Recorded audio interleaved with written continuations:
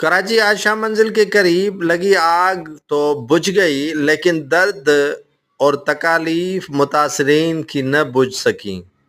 صلاح مشورہ کرنے کے لیے نگران وزیر اعلیٰ مقبول باقر صاحب پہنچے متحدہ قومی موومنٹ کی متاثرین کے لیے لگائی گئی برائے نام کیمپ پر۔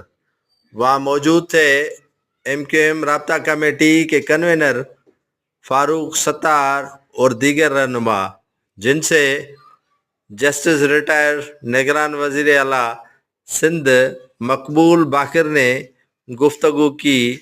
MQM رابطہ کمیٹی کا مطالبہ تھا کہ تمام متاثرین کو مالی پیکیج دیا جائے، لیکن لگ نہیں رہا کہ متاثرین کو کچھ یہاں سے ملنے والا ہے۔